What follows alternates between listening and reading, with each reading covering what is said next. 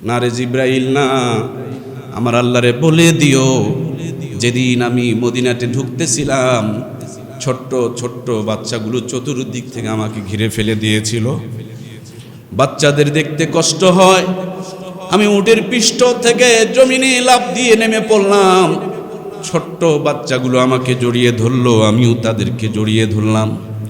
আমি সেদিন মদিনার মাসুম বাচ্চাগুলোকে ডেকে নিয়ে বলেছিলাম, আমার দেশের আমার ভাইয়েরা আমাকে পাথর দিয়ে আঘাত করে, আর তোমরা আমাকে রিসিভ করার জন্য বাড়ি ঘর ছেড়ে মুখটাকে শুকনো করে মদিনার থেকে বাইরে এসে এভাবে দাঁড়িয়ে রিসিভ করতেছো। তোমরা কি সারা জীবন আমাকে এভাবেই ভালোবাসবে? তারা বলে, নবী গো, জীবনের শেষ মুহূর্ত পর্যন্ত আপনাকে আমরা জীবনের চাইতে বেশি ভালোবাসবো। আপনার ডানে থাকবো, আপনার বামে থাকবো, সামনে থাকবো, পিছনে থাকবো, সর্ব অবস্থায় আপনাকে ছাড়া আমরা কোথাও থাকবো না। ওগো আল্লাহর নবী, আপনি কি আমাদের একটা কথা দিতে পারেন? আমরা আপনাকে কোনোদিন ছেড়ে যাব না, আপনিও আমাদেরকে কোনোদিন আর ছেড়ে যাবেন না। এই কথাটুকু কি আপনি আমাদেরকে দিতে পারেন? আল্লাহর হাবিব বলেন, জিবরাইল, আমি যেদিন মদিনায় ঢুকি সেদিন আমি এই মদিনাবাসীকে ওয়াদা দিয়েছি আমার জীবনে কোনোদিন মদিনা ছেড়ে যাব না। সুতরাং আমি তো আমার জীবন দশা পর্যন্ত মদিনায় ছিলাম, আমার ওয়াফাতের পরও আমি মদিনাতে থাকতে চাই। আমার আল্লাহরে বলে দিও কিয়ামতের দিন আমি আমার উম্মতকে সাথে করে নিয়ে আল্লাহর জান্নাত উদ্বোধন করব। আল্লাহর হাবিব সাল্লাল্লাহু আলাইহি ওয়াসাল্লাম হাদিসের মধ্যে সুন্দর করে বলেছেন, মান আহাব্বা সুন্নতি ফাকাদ আহাব্বানি ওয়ামান আহাব্বানি কানা মাই ফিল জান্নাহ। যে ব্যক্তি আমার সুন্নতকে মহব্বত করলো সে যেন আমারই মহব্বত করলো, আর যে আমাকে মহব্বত করলো, আল্লাহর হাবিব বলেন, কানা মাই ফিল জান্নাহ, কিয়ামতের দিন মুসিবতের আদালতে আমি নবীর সঙ্গে জান্নাতে প্রবেশ করবে।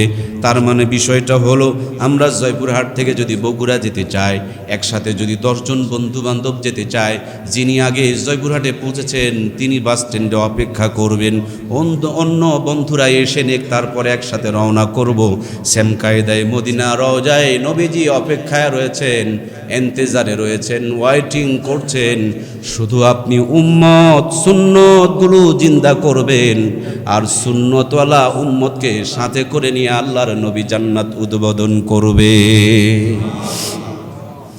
ये कब्रों में भी मुस्तफ़ा रो रो के आंखें बहे, कहते ही सुबह शाम या उम्मती या उम्मती। এই জন্য প্রিয় ভাইয়েরা আমার, আমি শেষ মুহূর্তে আপনাদের যে মেসেজটুকু দিয়ে যেতে চাই, ধৈর্যের বিকল্প কিছু নাই। সফলতার চাবিকাঠি হলো ধৈর্য। যতবার রেগে যাবেন ততবার জীবন থেকে কিছু না কিছু হারিয়ে যাবে। এই জন্য ওলামা ইকরাম বলেছেন, আপনি যদি ধৈর্যশীল হতে চান আপনাকে কিছু গুণ অর্জন করতে হবে। ধৈর্যশীল হওয়ার জন্য প্রথম যে গুণ অর্জন করতে হবে, আপনি মাঝে মাঝেই দোয়া করবেন, আল্লাহ তুমি আমাকে তোমার ধৈর্যশীল বান্দাদের অন্তর্ভুক্ত বানায় নাও। আল্লাহর নিয়ামত প্রাপ্ত বান্দা তারা যারা ধৈর্যশীল। ধৈর্যশীল মানেই আপনি আল্লাহর নিয়ামত প্রাপ্ত বান্দা। সুতরাং এই গুণটা অর্জন করার জন্য আমাদেরকে দোয়া করতে হবে কার কাছে? যখন দোয়া করবেন তো এই মুখ দিয়ে বলছেন, এই কথাটা আপনার দিলের মধ্যে একটা আসর পড়বে। এই আসর পড়াটা আপনার জীবনের পরিবর্তনের জন্য অনেক কাজ করবে। মাঝে মাঝে দেখবেন কিছু কিছু ডাক্তারের ব্যবহার এত সুন্দর, মানে ওনার চেম্বার থেকে বের হতেই অনেকটা হালকা লাগে। মানে উনি সুন্দর কিছু উপদেশ দিয়েছে, ঔষধ খাওয়ার আগেই এই উপদেশগুলো আপনার বডিতে কাজ করতে শুরু করেছে। আপনি বেশি বেশি করে দোয়া করবেন, আল্লাহ আমাকে তোমার ধৈর্যশীল বান্দাদের অন্তর্ভুক্ত বানায় নাও, আমাকে ধৈর্যশীল হওয়ার তৌফিক দিয়ে দাও। আমি ধৈর্যশীল যদি হতে চাই তাহলে আমাকে প্রথমে 1 নম্বর কি কাজ করতে হবে? বেশি বেশি করে আল্লাহর কাছে দোয়া করব। আমাদের সব কিছু পরিবর্তন করনেওয়ালা, পরিবর্তনের চাবিকাঠি কার হাতে? আজকেও এই মুহূর্তে দোয়া করছি, আল্লাহ তাআলা সর্বোচ্চ ধৈর্যশীলদের কাতারে আমাদের শামিল করুক এবং ধৈর্যশীল হওয়ার তৌফিক দান করুক। আমরা পড়ি আমিন। প্রিয় ভাইয়ার আমার, 1 লক্ষ মতান্তরে 2,24,000 নবী রাসূল দুনিয়াতে এসেছে। আমরা সব নবীর নাম জানি না, কিন্তু যতগুলো নবীর নাম বেশি জানি, খুব খেয়াল করে দেখবেন যারা যত বেশি ধৈর্যশীল আল্লাহ তাদের মর্যাদা তত বেশি বাড়িয়ে দিয়েছে। মূসা আলাইহিস সালাম, হায়রে কি নির্যাতনটা তার উপরে হইছে। প্রত্যেকটা নির্যাতনের জালালি মেজাজের পয়গম্বর কিন্তু ধৈর্যের সাথে মোকাবিলা করেছেন। আল্লাহ রাব্বুল আলামিন তার মর্যাদা বাড়িয়ে দিয়েছেন। হযরতে আইয়ুব আলাইহিস সালামের উপরে আল্লাহ তাআলা কত পরীক্ষা নিয়েছেন। পরীক্ষার সময় তিনি ধৈর্য সর্বোচ্চ যেটা পর্যায়ে হয়ে থাকে সেই পর্যায় পর্যন্ত আল্লাহর কাছে নিজেকে সুপর্দ করে দিয়েছেন। জিহ্বায় যখন পোকায় কামড় দিতে শুরু করে দিয়েছে, আল্লাহকে ডাকতে বলে, ও আমার মালিক, তোমার এই মাখলুকাতগুলো আমার বডিতে যখন পোকাগুলো যখন কামড় খায়, আমি তোমাকে ডাকি, তোমার ডাকে তার চাইতে বেশি মজা পেয়ে যায়। সুবহানাল্লাহ। একটা মজা আর একটা হলো সাজা। পোকায় কামড়ালে কষ্ট হয়, আল্লাহকে ডাকলে মজা পাওয়া যায়। এই মজার পরিমাণটা বেশি, এই জন্য পোকার কামড়টা তুচ্ছ মনে হচ্ছিল। এই জিহ্বাটা যদি আমার পোকায় খেয়ে ফেলে দেয়, তাহলে আমি ডাকবো কি দিয়ে, আর আমি এই মজাটা এই মোকাবিলা করব কি জন্য, কি দিয়ে? সুতরাং আমি আর সহ্য করতে পারছি না, তুমি আমাকে এই আযাব থেকে, এই মুসিবত থেকে মুক্তি দাও। আল্লাহ তাআলা এই ধৈর্যের কারণে যেই যতটুকু নিচে চলে গিয়েছেন, আল্লাহ তার চাইতে অনেক উঁচু মাকাম তারে দান করেছেন। সুবহানাল্লাহ। অসংখ্য নবী রাসূল যখন এসেছেন, তাদের বিবিও ছিল। বিশেষ করে হযরতে আইয়ুব আলাইহিস সালামের তিনারও তো বিবি ছিলেন, অনেকগুলো বিবি ছিলেন। তার মধ্যে একজন বিবির নাম আমরা সবাই জানি। নাম কি? কি কারণে ওনার নাম জানেন? বাকিগুলো নাম জানলেন না কেন? উনি তো নবী ছিলেন না। ওনার নাম আপনার কান পর্যন্ত কেন? রহিমার নাম আপনার কান পর্যন্ত। এই জন্য মুসিবতের সময় সর্বোচ্চ ধৈর্য ধারণ করেছেন। এই জন্য নবী না হয়ে অনেক নবীর নাম জানি না, কিন্তু ওই ধৈর্যশীলা মহিলার নাম আমরা জানি কি জানি না। এই জন্য প্রিয় ভাইয়ারা, নিজের মাকামকে বুলন্দ করার জন্য, নিজের মর্যাদাকে বুলন্দ করার জন্য, সফলতা অর্জন করার জন্য ধৈর্যের বিকল্প কিছুই নেই। ধৈর্যশীল মানুষ হতে হবে। ধৈর্যশীল মানুষগুলোই দুনিয়ার সর্বোচ্চ সফল মানুষ। আর সবচেয়ে ধৈর্যশীল মানুষ বানিয়েছেন আল্লাহ তাআলা মুহাম্মদুর রাসূলুল্লাহ সাল্লাল্লাহু আলাইহি ওয়াসাল্লামকে। সে নবীর উম্মত হতে হলে ওই নবীর সুন্নতগুলোতে আমাদের জিন্দা করা দরকার আছে না নাই? মিষ্টি খাওয়ার বেলায় মাশাআল্লাহ এটা সুন্নত আদায় করব। আর সত্য কথা বলতে গেলে, হক কথা বলতে গেলে মাঝে মাঝে কোনো সমস্যা হতে পারে। ওই সময় যদি দূরে থাকি, একটা মানবো আর একটা মানবো না, এটা সুবিধাবাদ জিন্দাবাদ হয়ে গেল। এই জন্য সর্ব অবস্থায় নবীজির প্রত্যেকটা সুন্নতকে খুঁজে খুঁজে আমরা জীবনে জায়গা করে দিব। নবীর মতে মত, তাকেই বলে নবীর উম্মত। এখানে যতগুলো নবীর উম্মত বসা আছে, কেউ 10% উম্মত, কেউ 20% উম্মত, কেউ 25% উম্মত, কেউ 30% উম্মত, কেউ 70% উম্মত, কেউ 60% উম্মত। আমাদের যত পার্সেন্ট জিন্দেগিতে সুন্নত, আমরা তত পার্সেন্ট নবীর খাঁটি উম্মত।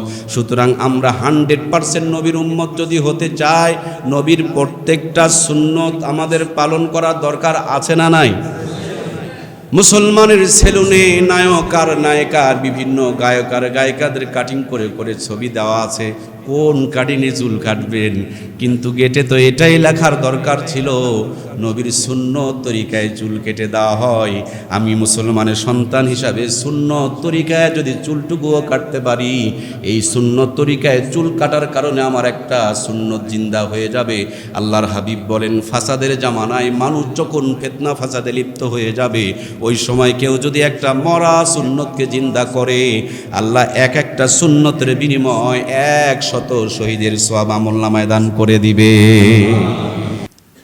আমাদের কথা ছিল যে আমাদের মেমোরিটা থাকবে কোরআন সুন্নাহ দিয়ে ভরপুর, কিন্তু সেই মেমোরিটা এখন নাস্তিকতার ভাইরাস দিয়ে ভরপুর। আমি যেন সুন্দর করে ফোন টিপতে পারি, আমার বইয়ের হাতে ফোন না থাকলে তো আমাকে ফোন টিপতে দিবে না, এই জন্য ওনাকে আরেকটা ফোন কিনে দিলাম। বাচ্চাটা এখন ডিস্টার্ব করে, এই জন্য বাচ্চার হাতে আরেকটা ধরায় দিলাম। মাশাআল্লাহ, 3 জন 3 দিক থেকে সমানে টিকতেছি। মেমোরির মধ্যে কোরআন সুন্নাহ ঢোকার পরিবর্তে কেমনে কাকে মারতে হয়, কেমনে কাকে আক্রমণ করতে হয়, এগুলো শিখতেছে। বাড়িতে একটা মেহমান আসতেছে, ছোট্ট বাচ্চা হাতের মধ্যে এটা ওটা নিয়ে ঠাস ঠাস ঠাস ঠাস জুজু জুজু করতেছে, মানে ছোট থেকেই তার মেমোরিতে এটা ঢুকে পড়েছে।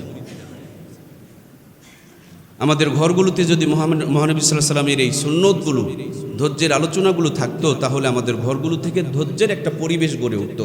আর ধৈর্যের পরিবেশটাই হলো জান্নাতের পরিবেশ। আল্লাহ তাবারক তাআলা আমাদেরকে ধৈর্যশীল বান্দা হিসেবে কবুল করুন। আমরা সবাই পড়ি আল্লাহুম্মা আমিন। আমরা জানি আমি আপনাদের সামনে পবিত্র কোরআনুল কারীম থেকে একেবারে পরিচিত যে আয়াতটা আমরা প্রায় পড়ি, ইয়া আইয়ুহাল্লাযীনা আমানুস্তাঈনু বিস-সাবরি ওয়াস-সালাহ। হে মুমিনেরা, তোমরা আমার কাছে সফলতা কামনা করো ধৈর্য এবং নামাজের মধ্য দিয়ে। এই আয়াতের মধ্যে আল্লাহ তাআলা বলছেন, আমি তোমাদের পরীক্ষা নিব, ভয়, ভীতি, ক্ষতি, ফলফলাদির ক্ষতি।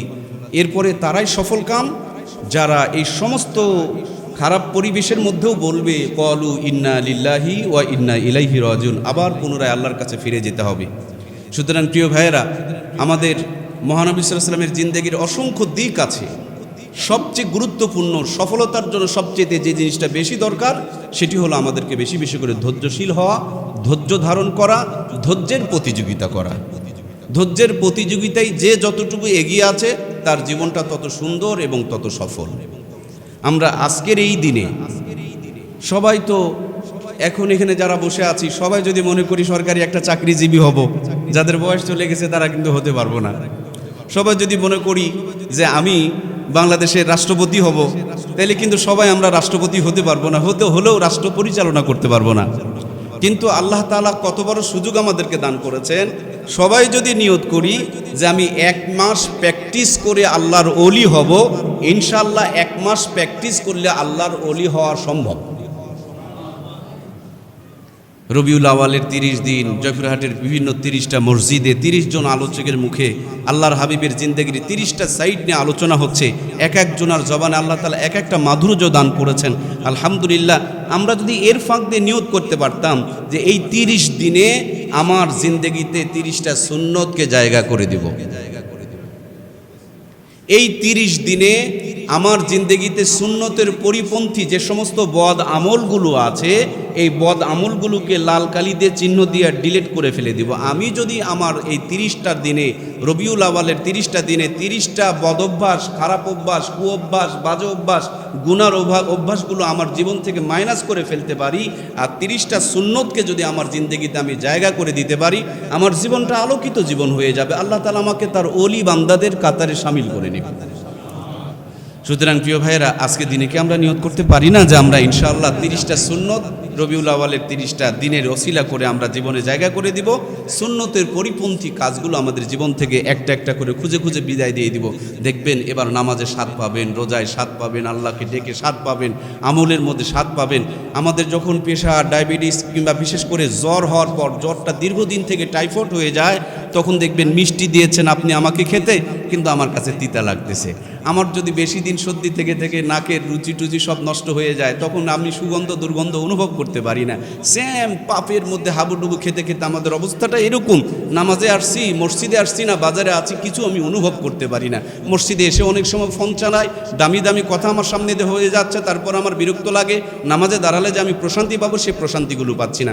মূল কারণ হলো আমরা মাঝে মাঝে কিছু এবাদত করি কিন্তু গুনার কাজগুলো ছাড়ি না। আমাদের দুটি কাজ একসাথে করতে হবে, একসাথে গুনাহগুলোকে ডিলিট করে দিতে হবে এবং সুন্নতগুলোকে, আমলগুলোকে জিন্দেগির মধ্যে মানে জায়গা করে দিতে হবে। দুইটা কাজ যখন একসাথে করব, ময়লা সাফ হবে, আলো ভিতরে ঢুকবে। এই দুইটা যখন একসাথে হবে তো আমাদের জীবনটাকে আল্লাহ তাআলা আলোকিত বানিয়ে দিবে। আল্লাহ তাআলা আমাদেরকে আলোকিত মানুষ হওয়ার তৌফিক দান করেন। আমরা পড়ি আল্লাহুম্মা আমিন। আমরা জানি আল্লাহর হাবিব সাল্লাল্লাহু আলাইহি ওয়াসাল্লামের অসংখ্য দিক রয়েছে, প্রত্যেকটা দিকে অসংখ্য ধৈর্যের নমুনা রয়েছে। হুদাইবিয়া সন্ধির সময় সাথী সঙ্গীদেরকে নিয়ে আসলেন, ইহরাম পরে মদিনা থেকে এসেছেন, আল্লাহর ঘরে একটু ইবাদত করতে যাবে, সেখানে তারা বাধা হয়ে দাঁড়ালো। অসংখ্য শর্ত তারা জুড়িয়ে দিয়েছেন, যে শর্তগুলো একেবারে মেনে নেওয়ার মতো না। তার মধ্যে সবচেয়ে বড় কঠিন শর্তটা যেটা ছিল, যে শর্তের মধ্যে লেখা হচ্ছিল দুই পক্ষের নাম, এক পক্ষের মধ্যে ছিল মুহাম্মদ রাসূলুল্লাহ সাল্লাল্লাহু আলাইহি সাল্লাম। কাফেরেরা আপত্তি করে বসলো যে এখানে মুহাম্মদ হবে, কিন্তু মুহাম্মদ রাসূলুল্লাহ হবে না। মুহাম্মদকে যদি রাসূল বলে মেনে নেই, তাহলে আবার সমস্যা কোন জায়গায়? এটা কেটে দিতে বলতেছে। হযরত আলী বলছেন এর কোনোভাবেই সম্ভব নয়। আল্লাহর হাবিব নিজের হাত দিয়ে এই নামটাকে কেটে ফেলে দিলেন। এই যে স্যাক্রিফাইস করলেন, এই যে ধৈর্য ধারণ করলেন, মাত্র 10 বছরের ব্যবধানে আল্লাহ রাব্বুল আলামিন যেই মক্কা থেকে তারা বিতাড়িত করেছে, যে মক্কা থেকে তারা অপমানিত করে বিদায় করেছে, যে মক্কাতে আসার পরও তাদেরকে ফিরিয়ে দিয়েছে, সেই মক্কার নেতৃত্ব আল্লাহ তাআলা তাদের হাতে তুলে দিয়েছেন। সুবহানাল্লাহ। আমার বাংলাদেশ যখন ওলামায়ে কেরামের রক্ত ঝরছিল, অসংখ্য তাজা প্রাণগুলোকে নির্মমভাবে শহীদ করে দেওয়া হচ্ছিল। মানুষেরা, আল্লাহওয়ালা মানুষেরা কান্নাকাটি করতেন, নফল রোজা আদায় করতেন, তাহাজ্জুদে চোখের পানি ছেড়ে কাঁদতেন। মানুষ উপহাস করতো আর বলতো, কোথায় আপনাদের দোয়ার ফজিলত, দোয়ার ফায়দা কোথায়? কিন্তু আমরা জানি যদি কোনো গরু ছাগল মারা যায় এখনও গ্রাম পর্যায়ে, তো মাটির নিচে পুঁতে উপরে একটা কলা গাছ লাগায় দেয়। অন্য 10টা কলা গাছের চেহারা আর যেটা ওই গরু ছাগলের কবরের উপর পোতা হয়েছে এটার চেহারা দেখবেন অনেক পার্থক্য, আকাশ জমিনের পার্থক্য।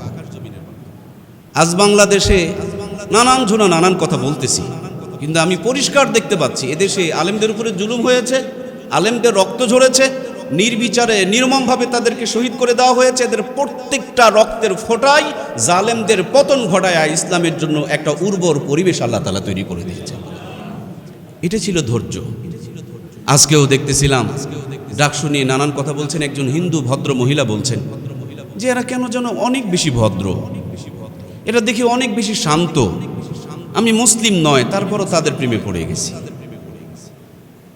এগুলো ধৈর্য থেকেই এই সুফলগুলো পাওয়া যায়।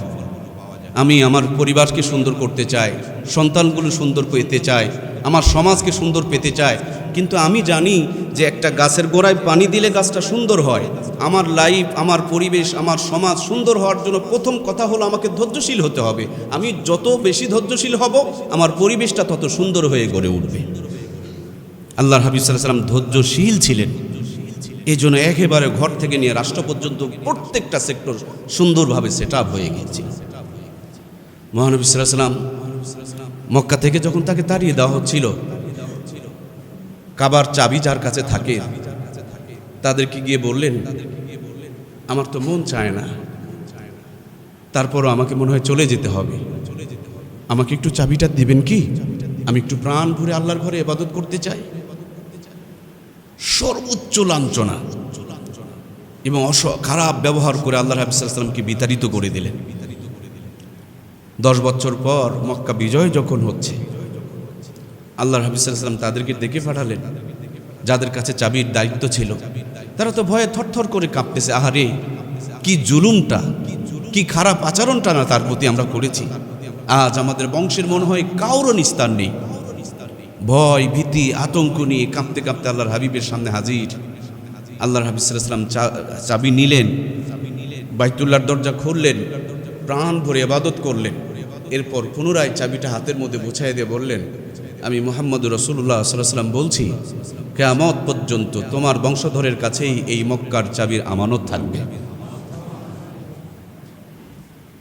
জুলুমের বিপরীত জুলুম নয়, জুলুমের বিপরীত ধৈর্যের বিনিময়, সহনশীলতা, ধৈর্যের মাধ্যমে তাদেরকে, তাদের হৃদয়কে জয় করে না পুরা পরিবার মুহূর্তের মধ্যে আল্লাহর হাবিবের কাছে তারা আত্মসমর্পণ করে মুসলমান হয়ে গেল। সুবহানাল্লাহ। ওয়াহাশী, যিনি উহুদের প্রান্তরে আল্লাহর হাবিব সাল্লাল্লাহু আলাইহি ওয়াসাল্লামের চাচাকে শহীদ করে দিয়েছিলেন, মক্কা বিজয় হয়েছে, ভয়ে থরথর করে কাঁপতেছে, আর আমাদের রিহাই নাই। আল্লাহর হাবিব ওপেন ঘোষণা করলেন যে যারা ইসলাম গ্রহণ করবে তাদের সকলকে নিরাপত্তা দেওয়া হলো। ওয়াহাশী মেনে নিতে পারে না। আল্লাহর হাবিবকে তার চাচা অনেক বেশি ভালোবাসতেন, আর তার ডান হাত ভেঙে ফেলে দিয়েছে আমি, আমাকে মনে হয় তিনি ক্ষমা করবেন না। অন্যের মাধ্যমে বলে পাঠালেন, আমিও কি ক্ষমা পাবো? আল্লাহর হাবিব সাল্লাল্লাহু আলাইহি ওয়াসাল্লাম বললেন, অবশ্যই। ইসলাম গ্রহণ করার আগে যদি কেউ অন্যায় করে থাকে, ইসলাম গ্রহণ করার পর সে ওই অন্যায়ের জন্য সে দোষী হবে না। ইসলাম গ্রহণ করার পর সে নিষ্পাপ হয়ে যাবে, তার সমস্ত গুনাহগুলোকে আল্লাহ মাফ করে দিবে, আমরাও মাফ করে দেব। ওয়াহাশী আসলেন, কালেমা পড়ে মুসলমান হয়ে গেলেন। নবী আলাইহিস সালাম বললেন, ওয়াহাশী, আমি তোমারে মাফ করে দিয়েছি, কিন্তু তুমি আমার সামনে দাঁড়ায়ও না, তুমি আমার সামনে বসিও না। তোমার চেহারায় যখনই নজর পড়ে আমার চাচার কথা মনে পড়ে, আমার দুর্দিনের সবচেয়ে বড় আশ্রয়, বাবার ছায়া। আজ আমাদের পরিবারগুলো কি পরিমাণ বিষাক্ত। চাচাকে, বাপকে মেরে ফেলে দিতেছে, চাচার সাথে তো সম্পর্ক নাই বললেই চলে। আমাদের মমতাময়ী মাগুলো সন্তানের কানে চাচি, ফুবি, চাচা, দাদি, দাদা এদের বিরুদ্ধে বলতে বলতে কানগুলো আমাদের এমন হয়ে গেছে, ফুবির প্রতি ভালোবাসা নাই কিন্তু খালার প্রতি আছে, চাচার প্রতি ভালোবাসা নাই কিন্তু মামার প্রতি আছে, দাদার প্রতি ভালোবাসা নাই কিন্তু নানার প্রতি আছে, দাদির প্রতি ভালোবাসা নাই কিন্তু নানির প্রতি আছে। মানে ছোট থেকে আমাদের ভিতরে এই ভাইরাসগুলো ঢুকাই দেওয়া হচ্ছে। এখন দোষী মনে করছি আমরা আমাদের মা বোনকে, কিন্তু মা বোনগুলো কারা? আপনার আমার মেয়েরা। পরিবার থেকে তাদেরকে যদি এই ধৈর্যের শিক্ষাটা দিতে পারতাম তাহলে তার পরিবেশগুলো আজকে এরকম হতো না।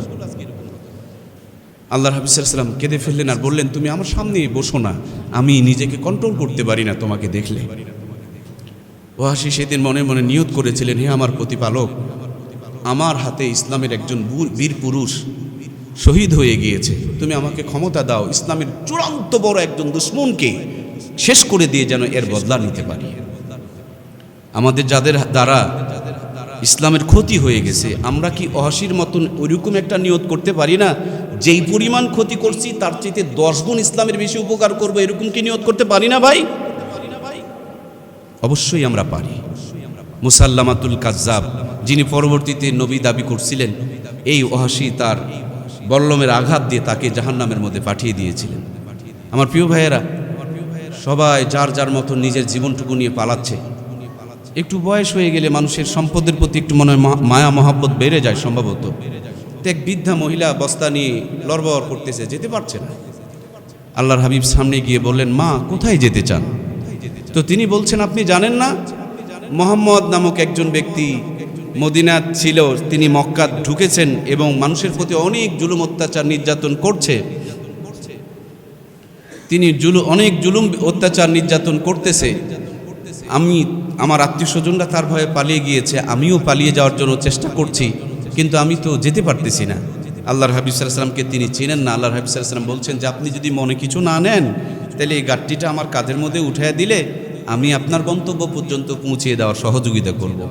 মহিলা সহ ধরে আল্লাহর হাবিবের মাথার মধ্যে তুলে দিলেন। আল্লাহর হাবিব সাল্লাল্লাহু আলাইহি ওয়াসাল্লাম তাকে গর্তের কিনার পর্যন্ত পৌঁছিয়ে দিয়েছেন। গর্তের কিনারে গিয়ে সন্তানদেরকে ডাক দিছে। সন্তানেরা বের হয়ে দেখে যে যার ভয়ে আমরা মক্কা থেকে পালায় আসছি, আর সেই লোককে সাথে করে নিয়ে আমার মা গর্তের কিনারে হাজির। মাকে বলছে, মা এ তুমি কি করছো? আরে আমরা তো এই মোহাম্মদের ভয়ে পালিয়ে এসেছি। মা সন্তানদেরকে ডাকে নিয়ে কাছে নিয়ে বলতেছে, বাবা এটি যদি মোহাম্মদ হয়, এ লোকটাই যদি মোহাম্মদ হয়, এ লোক কোনোদিন মানুষের প্রতি জুলুম করতে পারে না, অত্যাচার করতে পারে না।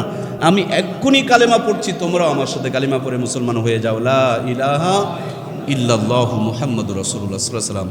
এগুলো হলো ধৈর্য, বদলা না নেওয়া, মাফ করে দেওয়ার প্রতিদান। এক লিডার যুদ্ধে বন্দী হয়েছে।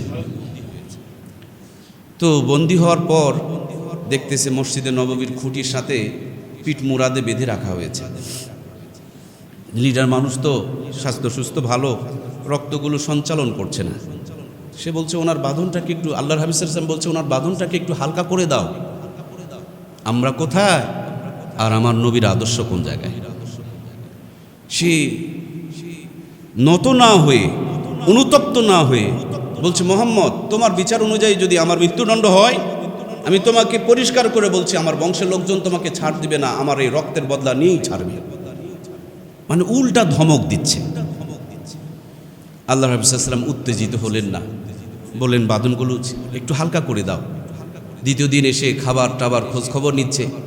সে আরও আক্রমণাত্মকভাবে নবী আলাইহিস সালামকে বলছে যে, আমি যদি কোনোভাবে বেঁচে যাই তুমি মনে রাখবা আমি তোমাকে কখনো ছাড়বো না।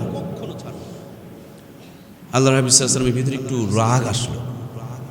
তিনি চিন্তা করলেন নিজের রাগে কারোর উপরে শাস্তি দেওয়া যাবে না। আল্লাহর হাবিব সাল্লাল্লাহু আলাইহি ওয়াসাল্লাম বললেন যে, ওকে ছেড়ে দাও। আমরা কি করতাম আর তিনি কি করলেন? বেচারি ছেড়ে দিয়েছে, দৌড়ে চলে যাবে কি, ঝলমল করে সামনের দিকে কিছু দূর গেলেন। মদিনা শরীফের এক কূপ থেকে একটু পানি নিয়ে গোসল করলেন, আর কাঁপতে কাঁপতে আল্লাহর হাবিবের সামনে এসে হাজির হয়ে গেলেন। ইয়া রাসূলুল্লাহ, এটি যদি আপনার আদর্শ হয়, এটি যদি আপনার বৈশিষ্ট্য হয়, এটি যদি আপনার চরিত্র হয়, আপনার দ্বারা পৃথিবীর কোনো মানুষ কষ্ট করতে পারে না। আপনি আমাকে এই মুহূর্তে পড়াইয়া দেন, লা ইলাহা ইল্লাল্লাহু মুহাম্মাদুর রাসূলুল্লাহ সাল্লাল্লাহু আলাইহি ওয়াসাল্লাম। সুতরাং প্রিয় ভাইয়েরা, এই ধৈর্য, এই সহনশীলতা দিয়ে আল্লাহ তাআলা তার হাবিবের মাধ্যমে গোটা পৃথিবীকে জয় করিয়েছেন। সেই ধৈর্য এবং সহনশীলতার গুণটুকু যদি আমরা অর্জন করতে পারি, আমরাও পৃথিবী, আমাদের মাঝে যারা ধৈর্যশীল তারা জয় করতেছেন এবং আমাদের দ্বারাও পৃথিবীর জয় হবে ইনশাআল্লাহ। আল্লাহ তাআলা আমাদেরকে ধৈর্যের এই গুণটুকু অর্জন করা তৌফিক দান করেন, আমরা পড়ি আমিন। আল্লাহর হাবিব সাল্লাল্লাহু আলাইহি ওয়াসাল্লাম একদিন এক গ্রাম্য সাহাবীকে ইশারা করে দেখিয়ে বলছেন, তোমরা কি জান্নাতি মানুষ দেখতে চাও? সাহাবায়ে কেরাম রাদিয়াল্লাহু তাআলা আনহু বলছেন, ইয়া রাসূলুল্লাহ, অবশ্যই, কেন দেখব না? দেখছেন ওই যে দেখো আমার যে প্রিয় সাহাবীটি আসতেছেন, উনি জান্নাতি মানুষ। সুবহানাল্লাহ। পরস্পর তিনবার তিনাকে দেখিয়ে দিলেন। সম্ভবত হযরত হুযায়ফা রাদিয়াল্লাহু তাআলা আনহু তিনি চিন্তা করলেন যে এই বেচারি এমন কি ভালো আমল করে, এমন কি নেকামল করে যে নেকামলের বদলতে মরার আগেই আল্লাহর নবী তাকে 3 দিন জান্নাতি হিসাবে আমাদেরকে দেখিয়ে দিয়েছেন। আমাকে এই আমলটা জানতেই হবে। খুব খেয়াল করেন, কিন্তু এই আমলের গোড়া মাথা খুঁজে পাচ্ছেন না। এক পর্যায়ে তিনি তার বাসায় মেহমান হলেন। একসাথে বাজারে যাচ্ছে, একসাথে নামাজে যাচ্ছে, একসাথে সবসময় বেশি বেশি করে থাকার চেষ্টা করতেছে। উনি তো টার্গেট নিয়ে গেছেন যে স্পেশাল কি আমলটা করে যে আমলের বদলতে আল্লাহর হাবিব সাল্লাল্লাহু আলাইহি ওয়াসাল্লাম তাকে 3 দিন জান্নাতি বলে ঘোষণা করেছেন। 3 দিন থাকার পর কোনো স্পেশাল আমল খুঁজে পায় নাই। যাওয়ার সময় মুখটা মলিন করে বলছেন, প্রিয় ভাই, আমি যে উদ্দেশ্যে আপনার বাড়িতে এসেছিলাম, আমার টার্গেট, আমার উদ্দেশ্য তো পূরণ হলো না। বলে, আপনি কি উদ্দেশ্যে নিয়ে এসেছিলেন? বলে, আল্লাহর নবী সাল্লাল্লাহু আলাইহি ওয়াসাল্লাম আপনার অবর্তমানে আপনাকে 3 দিন জান্নাতি হিসেবে দেখাইছেন। আপনি দেখি আমার মতনই আমল করেন, আপনার স্পেশাল আমলটা কি সেটা তো আমি খুঁজে পেলাম না। আল্লাহর হাবিব সাল্লাল্লাহু আলাইহি ওয়াসাল্লাম বলছেন যে আল্লাহর হাবিব ওই সাহাবী বলতেছেন যে আল্লাহর হাবিব সাল্লাল্লাহু আলাইহি ওয়াসাল্লাম আমার সামনে একদিন হাদিস থেকে ইরশাদ করছিলেন, তিনি ফরমাইয়েছিলেন যে যে ব্যক্তি ঘুমানোর আগে যতজন থেকে কষ্ট পেয়েছে প্রত্যেক জনকে যদি খাস করে তিনি মাফ করে দেয়, আল্লাহ তাআলাও মাফ করে তাকে শান্তির একটা ঘুম দান করেন। আমি প্রতিদিন ঘুমাতে যাওয়ার আগে যাদের থেকে কষ্ট পেয়েছি তাদেরকে ইন্ডিকেট করে স্পেশালি মাফ করে দিই, আমি বিছানাতে মাথা লাগাই, তার আগে কোনোদিন বিছানাতে আমি মাথা লাগাই না। আমরা স্ত্রী একটু খারাপ আচরণ করেছে, এই টেনশন করতে করতে আমি হার্টের রুগী হয়ে যাচ্ছি, কিন্তু মাফ করতে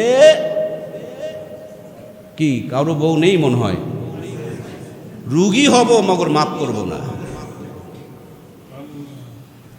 সন্তান কোন একটা ভুল করে ফেলে দিয়েছে, এই শোক আর টেনশনে আমি অসুস্থ হয়ে হাসপাতাল পর্যন্ত যাচ্ছি, কিন্তু আমি আমার সন্তানকে মাফ করছি না। অথবা বাবার কোনো একটা বিষয় নিয়ে সন্তান কষ্ট পেয়েছে, বাড়ি ছেড়ে চলে যাচ্ছে, কিন্তু বাবাকে মাফ করতে পারছে না, মার কাছে একটু সরি বলতে পারতেছে না। আমাদের টেন্ডেন্সিটা কোন জায়গায়? এই জন্য প্রিয় ভাইয়েরা, আমরা ঘুমানোর আগে যার থেকে কষ্ট পেয়েছি, আমরা তো কষ্ট পাই, আমরা তো মানুষ, কষ্ট পাই না ভাই? আমরা কষ্ট পাই। এই কষ্টগুলো মাফ করে দিলে আমাদেরকেও কে মাফ করে দিবেন? লা ইয়ারহামুল্লাহু মান লা ইয়ারহামুন নাস। যে মানুষের প্রতি দয়া করে না, আল্লাহও তার প্রতি দয়া করবে না। সুতরাং আমি যদি মানুষকে মাফ করে দেই, আমাকে মাফ করবেন কে? এই যে দেখুন, আমি এইটা একটা আরও কিছু কিছু জিনিসপত্র সবগুলো মাথার মধ্যে নিয়ে ঘুরতেছি। যখন ঘুমাইতেছি এটা মাথায় নিয়ে ঘুমাইতেছি, যখন বাজারে যাচ্ছি এটা মাথায় নিয়ে বাজারে যাচ্ছি, যখন মসজিদে যাচ্ছি এটা মাথায় নিয়ে মসজিদে যাচ্ছি, যখন নামাজে সেজদে যাচ্ছি এটা মাথায় নিয়ে সেজদে যাচ্ছি। এইটা হলো মানুষ থেকে কষ্ট পাওয়া। মানুষ থেকে যে কষ্টগুলো আমরা পাই, এই কষ্টগুলোর বোঝা বহন করতে করতে বোঝা নিয়েই অনেকে কবরে চলে যায়। বোঝা নামায় নাই, বোঝা নিয়ে ঘুমায়, বোঝা নিয়ে বাথরুমে যায়, বাথরুমে গিয়ে চিন্তা করে যে আমার স্ত্রী এটা করলো। নামাজে সেজদায় গিয়ে, অনেকের তো নামাজই হয় না ভালো করে, সেজদায় মাথা দিলে, নামাজে দাঁড়ালে তো দুনিয়ার অনেক কথা মনে হয় না ভাই, আমার বন্ধু হয়ে এত বড় বেঈমানি করলি। আত্মাহিতের মধ্যে পড়ছে, মা আমাকে এটা বললো। এই যে হাজার পেরেশানি, হাজার টেনশন, হাজার কষ্ট, এই সবগুলো মাফ করতে না পারার কারণে এক একটা করে বোঝা হয়ে আছে। কেউ এখানে যারা বসা, কারো 10টা বোঝা, কারো 20টা বোঝা, কারো 50টা বোঝা, কেউ 80টা বোঝা, কেউ 150টা বোঝা, কেউ আবার 500টা বোঝা নিয়ে এই মসজিদে হাজির আছে। আপনার মাথায় বোঝা আছে। এই বোঝাগুলো আপনার হাড় দুর্বল করে দিচ্ছে, ব্লক হয়ে যাচ্ছে। এই বোঝাগুলো আপনার চুল পাকায় দিচ্ছে, এই বোঝাগুলো চোখের পাওয়ার কমায় দিচ্ছে, এই বোঝাগুলো আপনার আয়ুটারে নষ্ট করে দিচ্ছে, এই বোঝাগুলো রাতের ঘুমকে হারাম করে দিচ্ছে, এই বোঝাগুলো শারীরিকভাবে আপনাকে দুর্বল করে দিচ্ছে। এই বোঝাগুলো নিয়েই কিন্তু আমরা ঘুরতেছি। কিন্তু আল্লাহর হাবিব সাল্লাল্লাহু আলাইহি ওয়াসাল্লামের নির্দেশনা হলো ঘুমানোর আগেই সব বোঝাকে ফেলে দাও, যেখানকার বোঝা সেখানে ফেলে দাও, আল্লাহর হস্তে তুমি মাফ করে দাও। তুমি যখন আল্লাহর হস্তে আল্লাহর বান্দাকে মাফ করে দিবা, তখন তোমাকে আমাকে মাফ করে দিবেন কে ভাই? সুতরাং আমরা কারো দ্বারা কোনো অবশ্যই কষ্ট পেয়েছি, অবশ্যই আমাদের কলিজার মধ্যে অনেক কষ্ট আছে, কিন্তু সমস্ত কষ্টগুলো নিয়ে এই কলিজাকে দাগ দাগ করে যারা যারা করে নষ্ট করে বোঝাগুলো নিয়েই কি আমরা এই কষ্টের বোঝাকে আমরা বহন করতে চাই না? আজকে এখান থেকে উঠার আগে সবগুলোকে আল্লাহর হস্তে আমরা মাফ করে দিতে চাই ইনশাআল্লাহ। সবাইকে মাফ করে দিলাম আলহামদুলিল্লাহ। আল্লাহ আমাদেরকে মাফ করে দেন, আমরা আল্লাহ তাআলার কাছে মাফ চাই, আল্লাহ আমাদেরকে মাফ করে দেন, আমরা পড়ি আল্লাহুম্মা আমিন। এজন্য প্রিয় ভাইয়েরা, আমরা এই যে কথাগুলো শুনলাম, একটা বার চিন্তা করেন, আপনি আজকেই যখন ঘুমাবেন, ঘুমানোর আগে আপনি আপনার খাতা নিয়ে বসেন, অথবা এমনি মনে মনে স্মরণ করেন সবচেয়ে বেশি কষ্টটা কে দিছে, এরপরে 2 নম্বরে কষ্টটা কে দিছে, 3 নম্বরে কষ্টটা কে দিছে, এভাবে কষ্ট দেনেওয়ালা মানুষদের একটা সিরিয়াল করেন। এরপর শুধুই আল্লাহর সন্তুষ্ট অর্জনের জন্য আল্লাহর ওয়াস্তে খাস দিনে সকলকে মাফ করে দেন। আপনার অন্য দিনের ঘুম আর আজকের ঘুমের মধ্যে আকাশ জমিনের ব্যবধান হবে। ফজরের নামাজ পড়তে যাবেন, ফজরের নামাজের প্রত্যেকটা সেজদা আর অন্য দিনের ওই বোঝাওয়ালা সেজদার মধ্যে অনেক পার্থক্য দেখা যাবে। এই জন্য ইনশাল্লাহ আমরা আল্লাহর জন্য সবাইকে মাফ করে দেব তো ইনশাল্লাহ, আমরা এই ক্ষমার গুণটা অর্জন করব তো ইনশাল্লাহ। সুবহানাল্লাহ। আমাদের শরীরে একটু আঘাত পড়লে আমাদের মাথা হট হয়ে যায়, নিজেকে কন্ট্রোল করতে পারি না। অথচ আমরা কার উম্মত? তিনি মক্কাতে যখন নানানভাবে নির্যাতিত, নানানভাবে আক্রান্ত, তখন বুক ভরা স্বপ্ন নিয়ে তায়েফে গিয়েছেন। তায়েফে যাওয়ার পর তায়েফের মানুষেরা আল্লাহর হাবিব সাল্লাল্লাহু আলাইহি ওয়াসাল্লামের প্রতি এতটা জুলুম, এতটা নির্যাতন, এতটা অত্যাচার করতেছিলেন। আমরা অনেকেই হজের সফরে গিয়েছি, যেই পাহাড়ের পাদদেশে আল্লাহর হাবিব সাল্লাল্লাহু আলাইহি ওয়াসাল্লামের একটা মসজিদ আছে, মসজিদে রাসূল বলা হয়, সেই পাহাড় আর এপাশে একটা মসজিদে আলী আছে। এই 2টা পাহাড়ের মাঝখানে কিছু সমান জায়গা আছে। এই পিছন দিয়ে নবী আলাইহিস সালাম সামনে যাচ্ছেন, আর এরা পিছনে পিছনে ঢেলাইতেছেন। মুহাম্মদ সাল্লাল্লাহু আলাইহি ওয়াসাল্লামকে পাগল বলতেছে আর পিছনে পিছনে ঢেলাইতেছে। আল্লাহর হাবিব সাল্লাল্লাহু আলাইহি ওয়াসাল্লামের সঙ্গে তার পালক পুত্র হযরতে যায়েদ বিন হারেসা ছিল। তিনি দৌড়ায় দৌড়ে আসতেছে, যেদিক থেকে ঢিল আসতেছে, যেদিক থেকে পাথরের আঘাত আসতেছে, তিনি সামনে গিয়ে দাঁড়াচ্ছে। ওরা তখন আর মারতেছে না, ওরা বলতেছে আমরা তোমাকে মারতে চাই না, আমরা মুহাম্মদকে মারতে চাই। আল্লাহর হাবিব সাল্লাল্লাহু আলাইহি ওয়াসাল্লাম তিনবার অচেতন হয়ে অজ্ঞান হয়ে পড়ে গিয়েছেন। রক্ত দিয়ে জুতার পায়ের নিচে জমাট বেঁধে গিয়েছে। হযরতে যায়েদ বিন হারেস নবীজির পায়ের নিচ থেকে জুতাগুলো যখন ধরে টান দেয়, আল্লাহর হাবিব চোখের পানি ছেড়ে দিয়ে ডাকতে বলেন, যায়েদ রে, যেই শরীরের মধ্যে মশা মাছি বসা আল্লাহ তাআলা হারাম করে দিয়েছে, এই শরীরের একটা ফোঁটা রক্ত যদি তায়েফের জমিনে পড়ে কিয়ামত হয়ে যাবে, কিন্তু তায়েফের জমিনে একটা ঘাসও গজাবে না। আমাদের দেশে বিষ দিতে হয়, কত কি দিতে হয়, তারপরও ফসল ভালো হয় না। আপনারা দেখেছেন পৃথিবীর শ্রেষ্ঠ ফসলগুলো আজও পর্যন্ত আল্লাহ তাআলা তায়েফের জমিনে দিয়েছেন। মরুভূমির সময় আমাদের তো বর্ষার টাইমেই শুধু বৃষ্টি হয়, শুকনো টাইমে আমাদের মাঝে মাঝে সালাতুল ইস্তিসকা নামাজের জন্য, বৃষ্টির জন্য নামাজ পর্যন্ত আদায় করতে হয়। আল্লাহর হাবিব সাল্লাল্লাহু আলাইহি ওয়াসাল্লাম লালিত পালিত হবেন তায়েফের জমিনে। এর জন্য নবীজির জন্মের রাত্রে বাহারে মাইয়েতের নিচের মাটিগুলো নিয়ে তায়েফের উপরের ভাগগুলোকে আল্লাহ তাআলা পূরণ করে দিয়ে, কুচু শহর, বাংলাদেশের চাইতে অনেক সুন্দর আবহাওয়া এবং গাছপালাগুলো দেখতে বড় সুন্দর। যেখানে যেটায় লাগিয়ে দিবেন সেখানে আল্লাহ তাআলা তার মধ্যে বরকতওয়ালা ফসল দান করেন। নবীজি লালিত পালিত হবেন শৈশবে, এই জন্য তায়েফকে আগে আল্লাহ তাআলা এভাবেই স্পেশালভাবে তৈরি করে রেখেছেন। সেই তায়েফের জমিন আল্লাহর হাবিব সাল্লাল্লাহু আলাইহি ওয়াসাল্লাম সামনে চলছেন, পিছন দিক থেকে কাফেররা পাথর নিক্ষেপ করতেছে। একবার দুইবার নয়, তিনবার হয়ে অচেতন হয়ে পড়ে গিয়েছেন।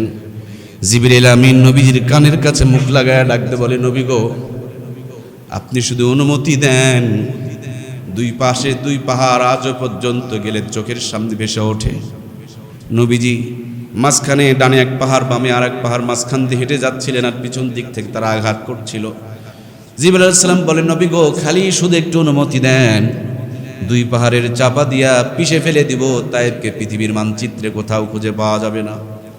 আল্লাহর হাবিব এরকম অবস্থাতেও চোখের পানিগুলো মুছে ডাকতে বলে, জিবরাইল, তুমি যদি তায়েফের মানুষগুলোকে এভাবে শেষ করে দাও, আগামী দিনে আমি দ্বীনের দাওয়াত নিয়ে কার কাছে হাজির হব? আজও তায়েফের মানুষেরা মদিনাতে গিয়ে, সেদিন গত সফরেই সম্ভবত এক হাজী সাহেবরে দেখতেছি, তায়েফের মানুষ, তিনি খুব কাঁদতেছেন। আমার মনে হচ্ছিল, আমি কিছু আরবি বুঝতেও পারছিলাম। তিনি বলছিলেন, ওগো নবী, দ্বীনের মহাব্বত নিয়ে আপনি আমাদের মাঝে গিয়েছিলেন, আমাদের পূর্বপুরুষেরা না চিনে আপনার প্রতি জুলুম করেছে। আজ যদি আপনাকে তারা হৃদয়ে ধারণ করত, আজকে মদিনা শরীফের পরিবর্তে তায়েব শরীফ হয়ে যেত, তায়েবটাও আরো দামি হয়ে যেত। আপনি প্রথমে আমাদেরকেই পছন্দ করেছিলেন, কিন্তু আমার জাতি আপনাকে মেনে নিতে পারে নাই, আমার জাতি আপনার সাথে খারাপ আচরণ করেছে।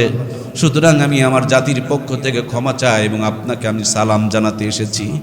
এজন্য প্রিয় ভাইয়েরা, নবীজির রক্ত ঝরছে, জ্ঞান হারিয়ে যাচ্ছে, 3 বার অচেতন হয়েছে, পায়ের নিচে জুতার সঙ্গে রক্তের জমাট বেঁধে গিয়েছে। সেই সময় পর্যন্ত তিনি ধৈর্য এবং সহনশীলতাকে দেখিয়েছেন। আমরা সে নবীর উম্মত, আমাদের জীবনকে যদি সুন্দর করতে চাই, নিজেকে যদি জান্নাতি হিসেবে গড়ে তুলতে চাই, পরিবেশটাকে সুন্দর করে যদি সাজাতে চাই, নবীজির এই ধৈর্যের আদর্শ মেনে না নেওয়া পর্যন্ত আমাদের জীবন দুনিয়া আখিরাতকে কখনো সুন্দর করা সম্ভব। এজন্য প্রাণপ্রিয় ভাইয়েরা, আল্লাহ রাব্বুল আলামিনের হাবিবের পুরা জিন্দেগি আপনার আমার জন্য আদর্শ। নবীর মতে মত, তাকেই বলে নবীর উম্মত। যার মত নবীর সঙ্গে মিলবে না, সেটা নবীজির উম্মত হতে পারে। আওয়ামী লীগ তাকেই বলে যে আওয়ামী লীগের আদর্শ মেনে চলে।